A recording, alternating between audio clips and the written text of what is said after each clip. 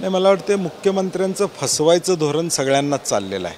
नेमकं प्रत्येक समाजाला चर्चा करणं, त्यांच्या बाबतीत क्लोज्ड मीटिंगमध्ये काहीतरी बोलणं, बाहेर त्यांचे लोक वक्तव्य वेगवेगळे करतात। विधानसभा निवडणुकीचा प्रचाराचा आरंभ विरोधी पक्षनेते राहुल गांधी यांच्या हस्ते आज कोल्हापुरात होतोय आणि कोल्हापुरात शिवाजी महाराज यांच्या पुतळ्याचं अनावरण त्यांच्या हस्ते होते। आपल्याबरोबर सतेज पाटील आहेत, जे कार्यक्रमाचे मुख्य आयोजक आहेत। कशा पद्धतीचं नियोजन असणार आहे? खरं तर आगामी विधानसभा निवडणूक तोंडावर पहिल्यांदा विधानसभा निवडणुकीचा प्रचाराचा शुभारंभ आज होतोय। प्रचाराचा शुभारंभ म्हणता येणार नाही, कारण की शेवटी प्रचाराचा शुभारंभ महाविकास आघाडी म्हणून होईल।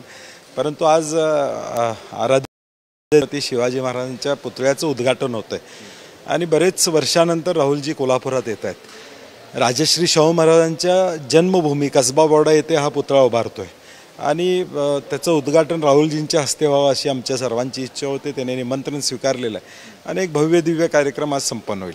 पण आपण बघतोय की गेल्या काही दिवसापासून कोल्हापूर आणि पश्चिम महाराष्ट्र सातत्यानं हॉटस्पॉट राहिला आणि लोकसभा निवडणुकीच्या पार्श्वभूमीवर जे यश मिळाले, तुम्हाला वाटतं की कुठेतरी शक्ती प्रदर्शन करून जास्तीत जास्त विधानसभा निवडणुकीच्या तोंडावरती महाविकास आघाडीला जास्त याचा फायदा होऊ शकेल? नाही, 100% राहुलजींच्या दौऱ्यामुळं काँग्रेसला ताकद मिळणारच आहे, त्याबद्दल वादच नाही। परंतु महाविकास आघाडी म्हणून देखील एक चांगला पर्याय महायुतीच्या समोर आहे, हे लोकांच्यामध्ये जायला मदत आमची होणार आहे।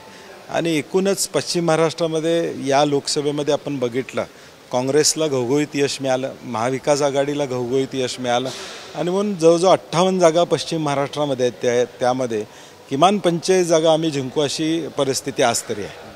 आणि आपण दुसरा महत्त्वाचा मुद्दा आहे की आता विधानसभेचे उपाध्यक्ष नरहरी झिरवळ जे आदिवासी आरक्षणाच्या संदर्भात महत्त्वाचा विषय आहे, मुख्यमंत्री वेळ देत नाही आहे, त्यांनी मंत्रालयाच्या जाळीवरती उडी मारून आंदोलन केले। कशा पद्धतीने बघता, कारण की आरक्षणाचा विषय सर्व ठिकाणी तीव्र आहे? नाही, मला वाटते मुख्यमंत्र्यांचं फसवायचं धोरण सगळ्यांनाच चाललेलं आहे।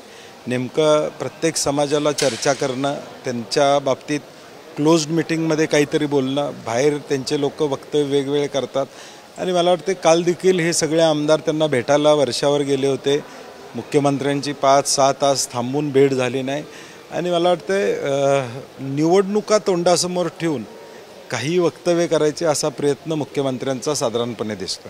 आणि म्हणून प्रत्येक समाजाला आता लक्षात आले, मराठा समाजापासून सगळ्यांना, की आपली फसवणूक महायुतीच्या काळामध्ये होत्या, हे वास्तव आता लोकांच्या समोर यायला लागलं आहे। आपण बघतो की शेवटचा प्रश्न, भाजपचे प्रदेशाध्यक्ष यापूर्वी चंद्रकांतदादा पाटील इथे होते, अमित शहांचा या ठिकाणी संबंध आहे, त्या तुलनेतून राहुल गांधीचा दौरा बघितला जातोय का? नाही, तसा काय विषय नाही, कारण की आपण बघितलं असेल की 19ला देखील या जिल्ह्यातून काँग्रेसला 4 आमदार सामान्य माणसांनी दिले।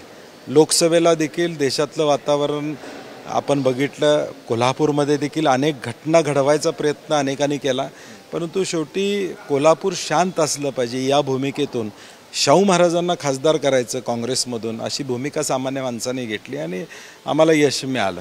त्यामुळं प्रत्येक पक्षाचं लक्ष असणार, परंतु जनता काँग्रेस आणि महाविकास आघाडीबरोबर आहे। धन्यवाद आमच्याशी बोलल्याबद्दल। म्हणजे जनता जी आहे ती काँग्रेसबरोबर आहे अशा पद्धतीचा दावा काँग्रेसचे नेते करताना दिसत आहे आणि राहुल गांधीच्या माध्यमातून कुठेतरी या ठिकाणी प्रचाराचा शुभारंभ व्हायचा प्रयत्न होणार आहे।